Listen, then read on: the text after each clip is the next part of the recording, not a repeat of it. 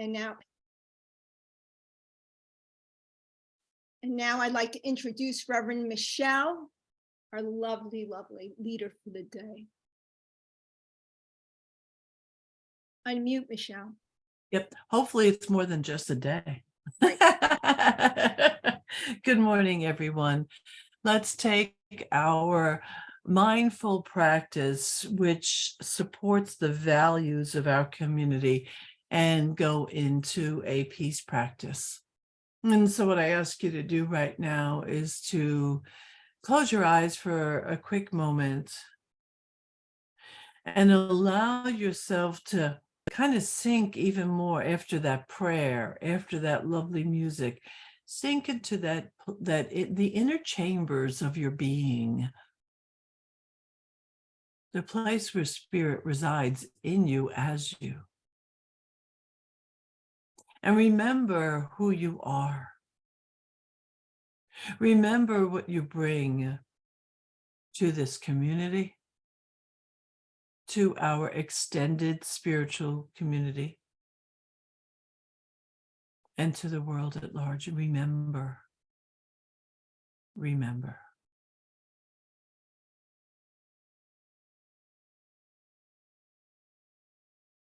And feel that feeling.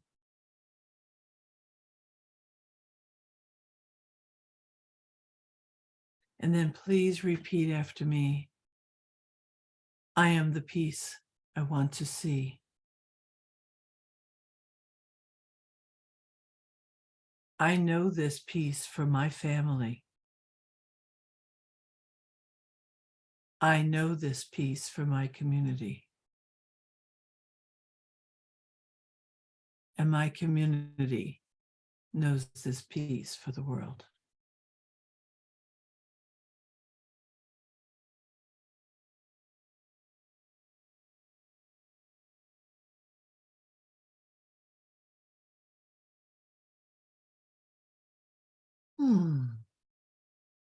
Thank you.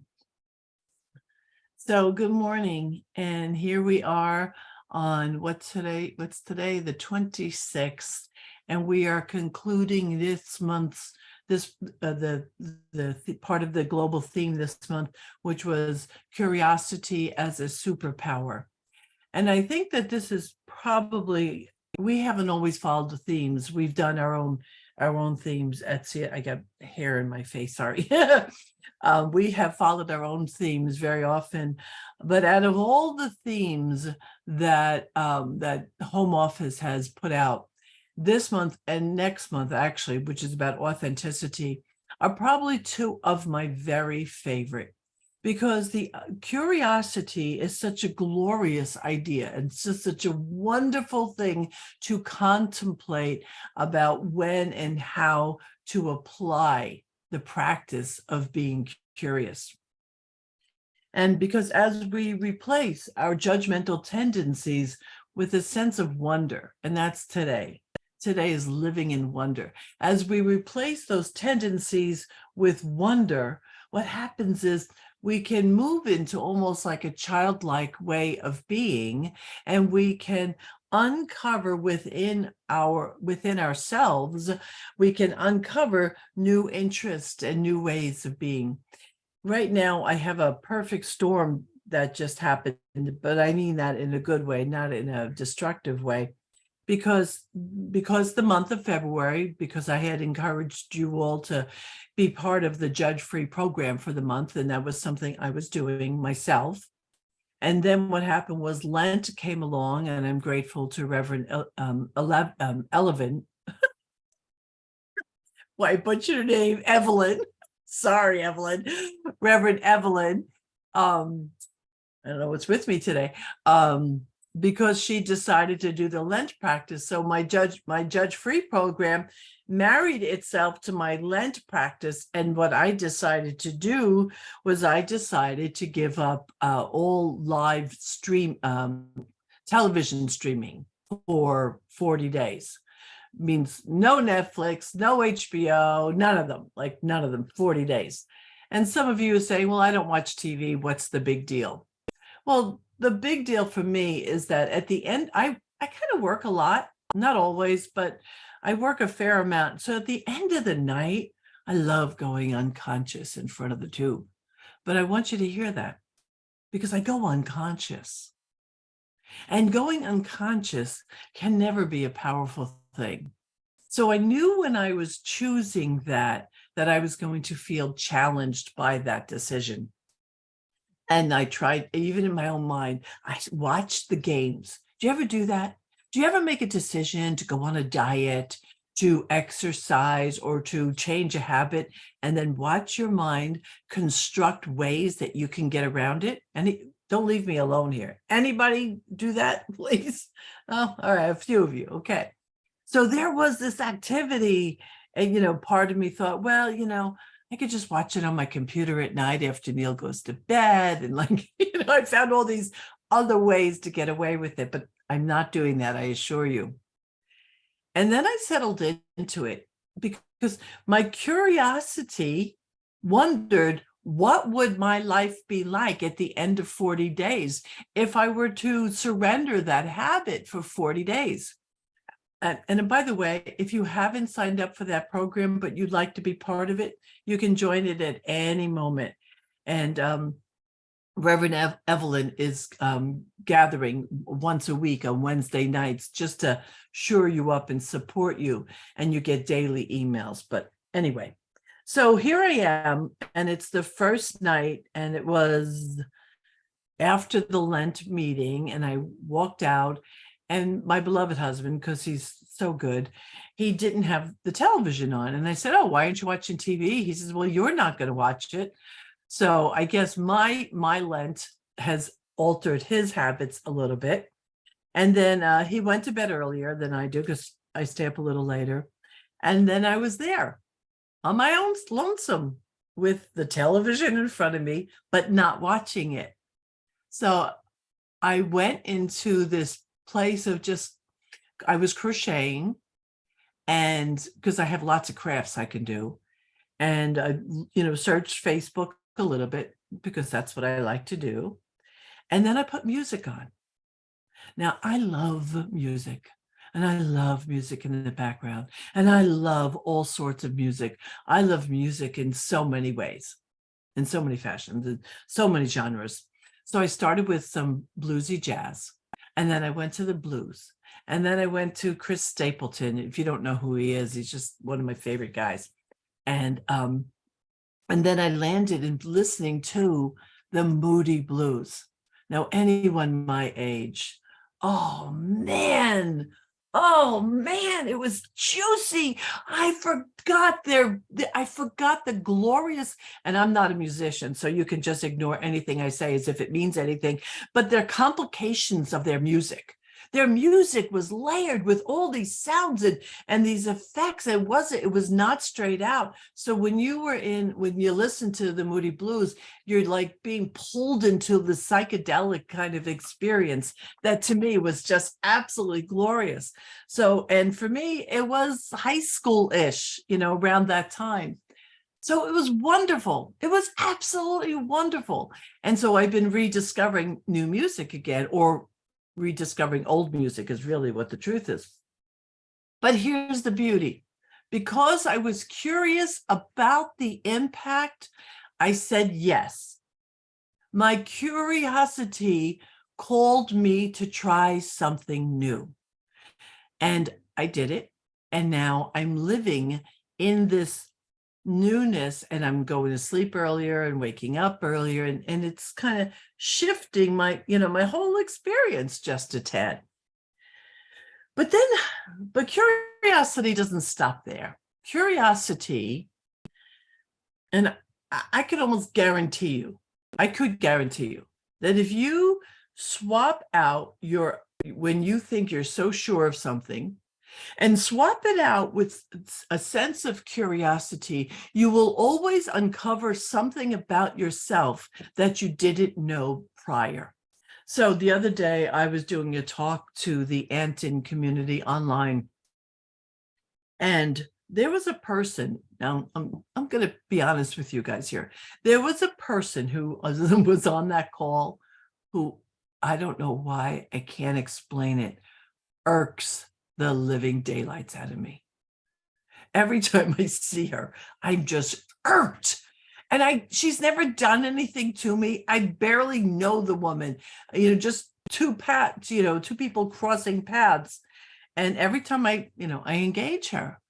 And so there I was, and I'm giving this talk, and she would, it was a Q&A also. And I could feel that. I could feel the activity, up my spine and in the back of my head.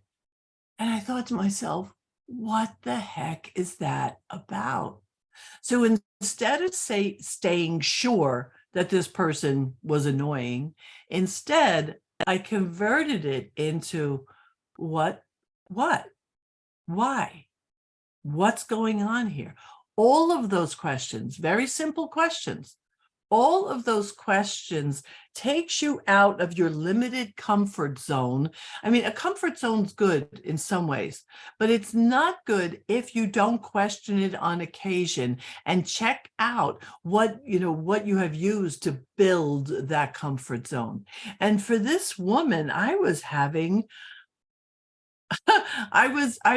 judgmental about her. So I was sacrificing my own values in a couple of ways until asking the question. Now, it doesn't mean that I'm going to suddenly want to engage this person or be, first of all, we live on opposite sides of the country. But my freedom comes from the question. See, your freedom comes when you question yourself. Do you understand that? Your freedom comes when you choose to go slightly outside of your normal way of thinking. So by being willing to question what my reaction was about her, I allowed myself to feel into it. Truth, I still don't have a good answer for you. But what I did was I shifted from being judgmental and being so, bitchy about her, to be honest with you. And instead, what happens is it softens inside of me. It softens.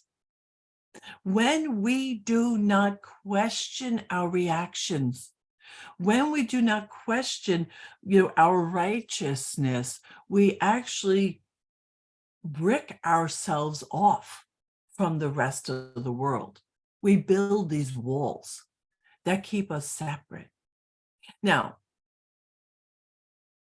let me break this down a little bit more, because it might seem like, how could that happen? This was only the one person.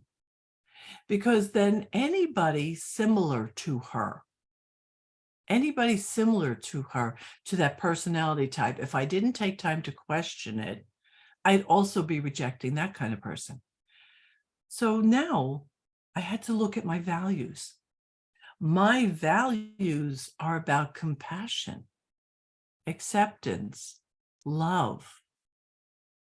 Could I be righteous about the way I was being and serve those values? No. So what are your values? And when you are quick to judge someone, or when you are quick to judge yourself, when you are quick to judge just a situation, what does that do for you? What does it do? And because my ultimate goal in my life is to find personal freedom, because that's my ultimate goal, then anything unlike that personal freedom, all of my knee jerk, all of my conditioned ways of being has to go. It has to go. I cannot be who I want to be and be in that space. Is that clear? Can you get that? Right? So Ernest Holmes, in Living Without Fear, said, if we were to further inquire of our imagination what the ultimate purpose of evolution is, the most logical answer it could give would be that the purpose of life is to produce beings who can consciously cooperate with it. That through such cooperation, the evolving principle itself may lay more completely express. Principle itself may more completely express. So when we question what is, and we allow ourselves to hear the answers, it's like living in the visioning practice. All of you have heard about the visioning practice. You've all probably participated in it. And the thing about the visioning practice is to surrender into the wholeness that is, and to allow not something separate or outside of you, but another aspect, a facet of who you are, to show up through your intelligence. And so when we do that and we commit to not being so darn sure of ourselves, we will discover other aspects, other facets, other ways of being. So right now, will you play with me for a quick second? Can I get you to participate? Right now, close your eyes for just a second. Go into your recall and pick out the latest to the last annoying thing that happened to you in your life. Either an annoying person you interacted with or an annoying situation. Bring up the first thing in your mind. Okay, now come back to the room. And now what I want you to do, I want you to use this. In your mind right now, pondering that person or that situation, do this. Say, I wonder why that person said that. I wonder why they behaved that way. I wonder why did the car cut me off. I wonder why my neighbor has thrown their leaves on my side of the fence. Bring a sense of wonderment and feel what happens. When you take it from your righteous way of being and turn it into a state of wonderment, you soften your hold on reality and you get to see the bigger picture. Can you feel the difference as you ask the question instead of being so righteous or so sure? I don't say righteous but so sure. Anybody? Could you feel the shift at all? Nobody? I'm not seeing any hands whatsoever. I see a hand. Okay, I see a couple hands. Okay.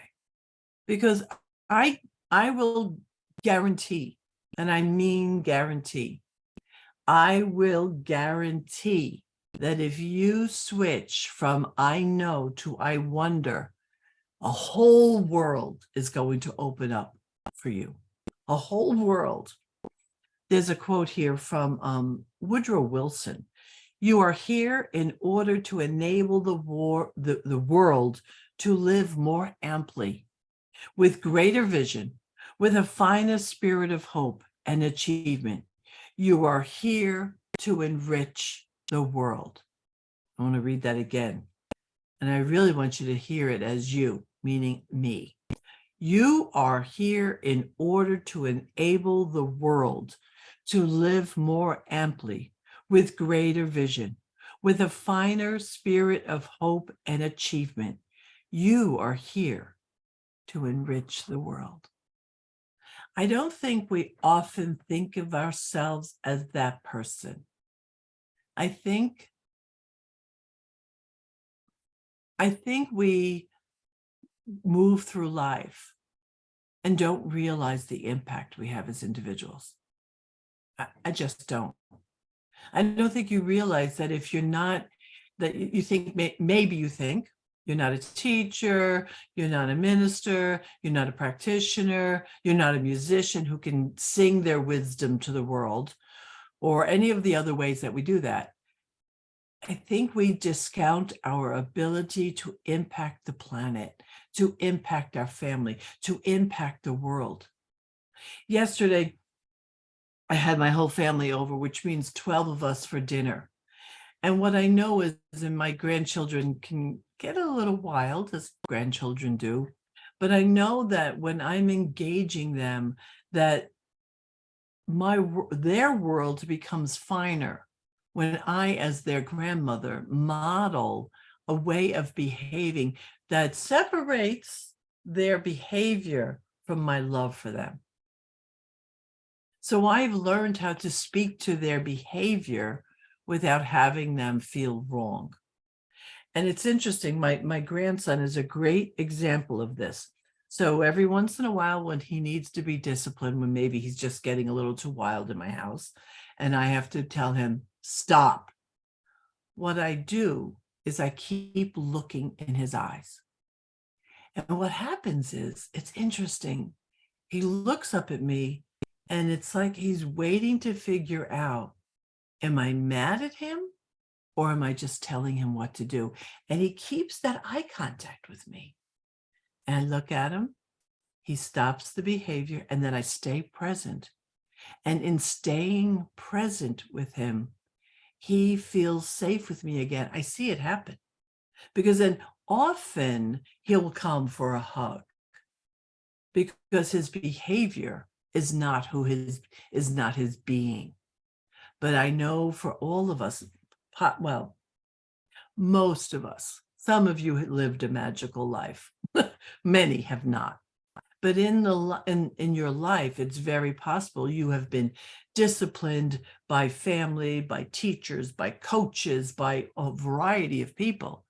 And instead of realizing, or instead of holding on to your I amness and your personal value, it collapsed. So when you were being disciplined or redirected, you made it, I am wrong, not I did wrong. Can you catch that? And that's the really important distinction, even as adults. It's so important that we learn to not agree, but still love each other. Go back to that woman that I was speaking about. She doesn't need my approval. She could care less about me. She doesn't even probably know what I'm feeling. But the fact remains that it's critical that I am able to have her live inside of me in a safer place. Because if not, I'm creating division. And the last thing this world needs is more division. Is that clear? Am I being clear? Okay. I want to ask, does anybody have a question? We've been doing curiosity now for the whole month. If there's any question you'd like to ask or a statement you'd like to offer, I want to open the space for you to do that. Is there anything about this or about the application of it? And you can unmute and ask the question. You don't even have to put it in the chat. Anything, anyone? Go ahead, Richard. I was thinking further about your asking us to wonder what kind of day, what kind of situation prompted another person or another situation's being to you, response. And my wonderment, while it opened me up to the possibility that it's really not about my consternation. It's not about I have been wronged. That's really not it. I sometimes wonder how a situation can be in the face of truth, how it still can be false, how it still can be hateful, how one still can be used, even in the face of the truth of its wrongness. So while I'm trying to understand, Caught it. Okay, I didn't catch it till now. Got it. yeah, I know it's a little complicated, but So what I think you're saying is you're questioning that, or you're acknowledging that there are some behaviors that are truly could be labeled as hateful or hurtful. So how does your wonderment impact that reality? Is that what I hear you saying? yes, that's a big part of it. how could the person or the situation that provides the hate continue it in the face of its truth? Well, that's a different piece. That's a different piece, because the fact is that and thank you for asking the question. People who are hurtful and hateful are walking around with unmet needs and without the skill to ask for their needs to be met. There is either pain inside or loneliness inside or emptiness. And what happens is they are very clunky in how they get their needs met. And they have no the gross examples. They don't even know that they're impacting the world. They don't have a sense of responsibility or how they impact the greater whole, right? So they are walking around getting their needs met. But this leads to another piece, and this is highly spiritual, metaphysical, what I'm about to say, that we can't change people, and we don't really want to. We can't change people, and those people are going to exist. The thieves, the thugs, the dishonest business people, they will continue to exist. But and this is the, oh God, you're getting me excited. This is the thing about communities such as this, that when we come together and we raise our awareness, it's like what Holmes said in that other quote, our personal evolution.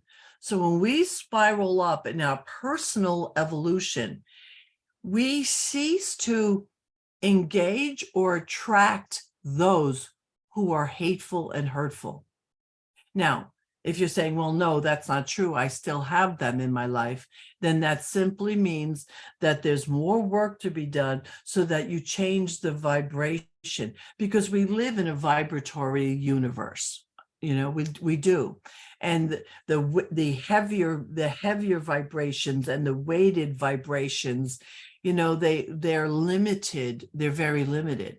So as we, though, raise our vibration, and our vibration, I'm sure there's some kind of musical, Richard, some kind of musical analogy that you could give me another time. As we raise our vibration, we cease engaging the lower vibration. So you and I can't change the world out there. What we can do, though, is we can create this atmosphere that we align with, that we attract into our world. And if we're doing our work right, and I call out to every one of you in here, if we do our work right, our vibration will grow and attract others to join in that vibration. And then it's because I don't want to go out and start fixing the world by criticizing people and by finding fault. I want to change the world by being the being I want to be, which is why when I found myself being irked by that woman, I called myself to task. That's not who I want to be. That's not how I want to show up in the world. And I want you to be able to depend upon me to have a higher order, a higher way of being. And so if I walk around, right, you know, and even if I could convince you that this person is worth being irked by, how low level is that? So our job is to continue to lean into our own spiritual evolution and then attract from there and attract from there and attract from there, and then grow that inner circle. I don't think it can happen any other way. I mean, at some point there can be, yeah, I guess I do believe this. I was going to say something and then questioned it. I do believe there could be a tipping point. Where that tipping point is, I'm not really certain. How far off is it? I'm not really certain. But I do believe there's a tipping point that if enough of us finally agree that the presence of spirit is our reality and it governs us, and it is and it's love, then I do believe that we can have more impact more of the time. Okay. Thank you for that question, Richard. I know I went off a little bit, but anyone else? Since we still have another couple of minutes? Nope. Yeah, Michelle, Yes, sir. would you say that people like this woman in particular are there in front of you for a reason? And that Oh, if you don't step into the wonderment, then this opportunity, this moment of grace, basically, this opportunity, how many times pass us by instead of an annoyance, but you're saying this is an opportunity for growth, that person who's in front of you, like this woman. yeah. So it's she's an opportunity to grow me if that's my value, my philosophy, and my way of being. And I want to say that because if you're not in that, if that's not your personal practice, then it's not. You have to choose. When I'm challenged, so for years and years, thank you, Neil, for the question.